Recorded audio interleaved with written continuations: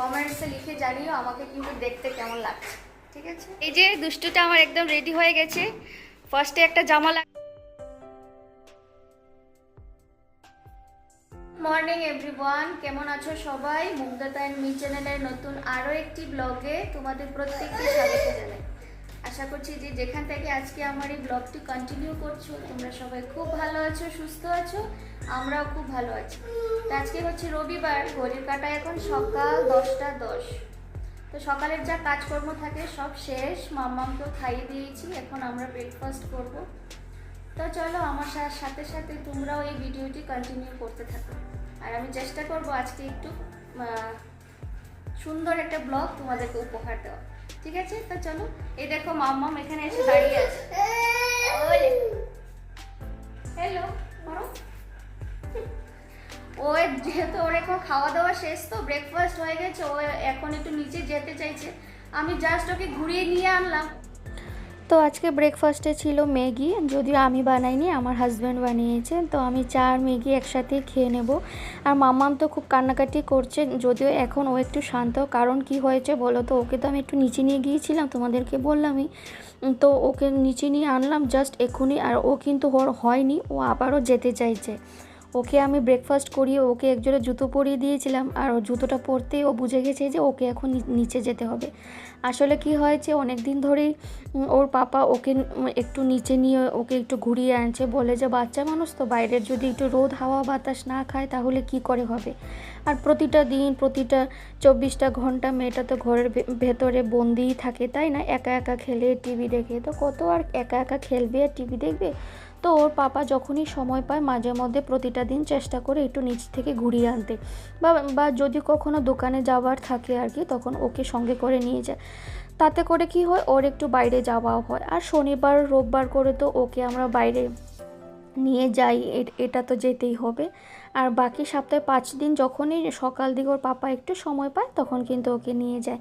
তো সেটা যেতে যেতে ওর তো একটা অভ্যাসে পরিণত হয়ে গেছে। আর আজকে যখনই আমি ওকে জুতোটা পরালাম ও আবার যেতে চাইছে। তো যাই হোক, একবার নিয়ে ওকে ঘুরিয়ে নিয়ে আনলাম। আর ও কি করে বলো তো, নিচে যখনই যায় ও হাতটা ছেড়ে এমনভাবে দৌড় দিবে না, এক দৌড়ে ও রাস্তায় চলে যায়। সেটাই তো একটা ভয়ের বিষয় না, এত স্পিডে গাড়ি বাইক আসা যাওয়া করে, তাতে করে আমার খুব ভয় লাগে। তো তার জন্য আমি নিচে যখনই নিয়ে যাই খুব একটা ওর আমি হাতটা ছাড়ি না। আর ও তো হাতটা ছেড়ে কতক্ষণে শুধু পালাই পালাই করবে। তো যাই হোক, দুষ্টু তো দুষ্টুমি করতেই থাকবে। আর আমার এদিকে ব্রেকফাস্ট হয়ে গেছে, আর ব্রেকফাস্ট করে আমি চলে আসলাম আজকে তড়িঘড়ি করে রান্নাবান্নাটা করতে। যদিও ব্রেকফাস্ট সেরে মামামকে স্নান করিয়ে দিয়েছি, স্নান করিয়ে ওকে একটা মৌসম্বি লেবুর জুসও খাইয়ে দিয়েছি। তো সেগুলো আর তোমাদের সঙ্গে শেয়ার করা হয়নি, সেগুলো যদি শেয়ার করতে যেতাম তাহলে কিন্তু আমার অনেকটাই লেট হয়ে যেত। আর আজকে কাপড়ও আমি কেচে দিয়েছি, জানো তো, কাপড় আমার রোজ থাকবেই, কাপড়ও আমি কেচে দিয়েছি। আর আজকে ভাবলাম তাড়াতাড়ি একটু রান্নাবান্নাটা শেষ করে স্নানটা করতে হবে তাড়াতাড়ি, যেহেতু মাথায় দেখবে একটু শ্যাম্পু টেম্পু করলে একটু স্নান করতে সময়ও লাগে। তারপর আবার ঠাকুর পুজো দিতে হবে, মাম্মামকে 2টো নাগাদ ওকে খাওয়াতে হবে, আর ও তো খেতে প্রায় 1 ঘন্টা সময় লেগে যায় ওর। তো আজকের মেনুতে ছিল আমাদের, আমি বানাচ্ছিলাম থোড় বানালাম চিংড়ি মাছ দিয়ে। আগের দিন আমি থোড় একটু ভাজা করেছিলাম, আর আমার হাজব্যান্ড খেয়ে বললো ওটা একটু খসখসে লাগছে। তো আমার মনে হচ্ছিল যে আমি হয়তো ঠিকঠাক করে কাটিনি। তো আজকে আমি বললাম খেয়ে দেখো, চিংড়ি মাছ দিয়ে ভালোই লাগবে। তো আজকে আমি অনেকটা সময় লাগিয়ে কেটে তারপর রান্না করলাম। যদিও এর আগে আমি খেয়েছি বিয়ের আগে অনেকবারই আমার বাড়িতে, কিন্তু আমি কখনও কাটিনি, বা বিয়ের পরও এখানে তো এসব পাওয়া যায় না। হঠাৎ করে সেদিন পেয়েছিলাম, আর দামও কম নিয়েছিল, জানো তো, মাত্র 20 টাকা। সরি। তো ওটা কেটে, তো ফার্স্ট টাইমেই কাটলাম, তো কেটে কুটে তারপর রান্না করলাম। আর থোড় ছিল চিংড়ি মাছ দিয়ে বানালাম, তারপর তেলাপিয়া মাছ ছিল, আলু দিয়ে ঝোল করেছি। আর মামামের জন্য মাছের ঝোল করেছি আলাদা করে, আলু পেঁপে গাজর দিয়ে মাছের ঝোল করেছি। তো আজকে সিম্পল মেনু।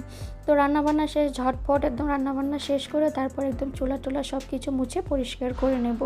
আর এগুলো তো আমাকে মুছতেই হয় প্রতিদিন রান্নাবান্না শেষ করার পরে। আর মাম্মাম একটু গেছে, মাম্মাম ওর পাপা একটু দোকানে গেছে।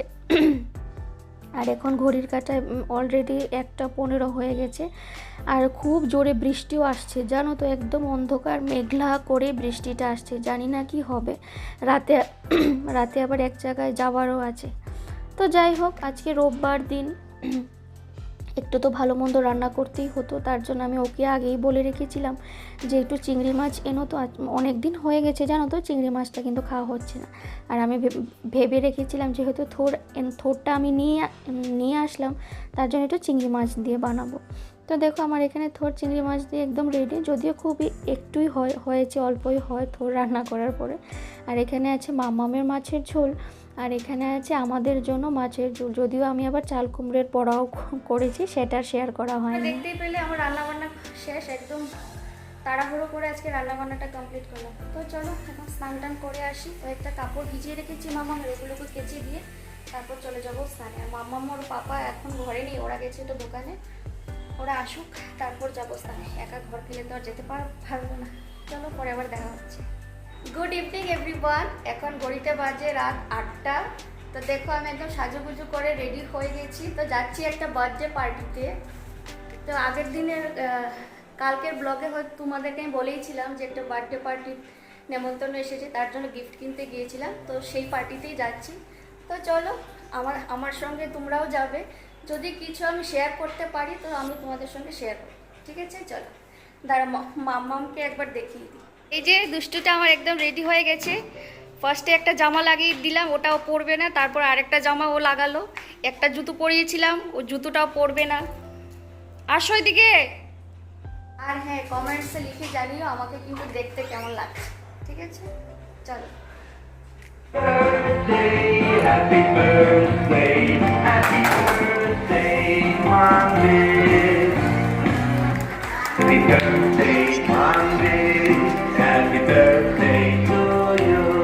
Happy birthday, happy birthday, happy birthday, Monday.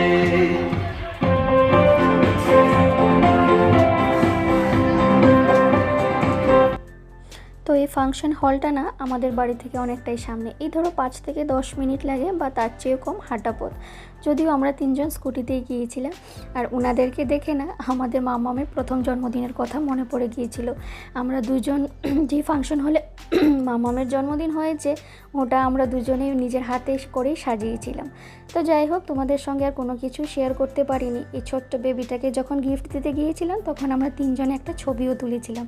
যদিও এনাদের এখানে কিন্তু এটাই নিয়ম, সবাই যখন গিফট দিতে যাবে ছবিও তুলতে হবে। বাজে এখন রাত 10:30, আমরা এসেছি তখন 10টা নাগাদেই চলে এসেছি। দেখুন মামামকে খাওয়াবো, ও তো ওখানে গিয়ে কিছুই খায়নি, ওকে তখন খাইয়ে দিতে হবে। দুষ্টুটা কি যে বান্দরাবো শুরু করলো ওখানে গিয়ে, কি বলবো। তোমাদের সাথে আমি আর কিছু শেয়ারও করতে পারিনি জানো তো। তারপর খাওয়া দাওয়া শেষ করে 10টা নাগাদ চলে এসেছি, আর ও যে কি দুষ্টুমি শুরু করে দিয়েছে, তার জন্য আর বেশিক্ষণ থাকতে পারিনি, আর তোমাদের সাথে কিছু শেয়ারও করতে পারিনি। তো চলো মামামকে এখন খাইয়ে দেবো, রাত এখন 10:30 হয়ে গেছে। আজকের মতো ব্লগটি আমি এখানেই শেষ করছি। যদি কোথাও কিছু ভালো লেগে থাকে তাহলে একটা লাইক করো, কমেন্টসে জানিও। আর হ্যাঁ, ছেড়ে যাওয়ার আগে প্লিজ আমার এই চ্যানেলটিকে সাবস্ক্রাইব করতে পারো, সাবস্ক্রাইব করে আমার পাশে থাকতে পারো, ঠিক আছে? চলো, গুড নাইট, টাটা, বাই।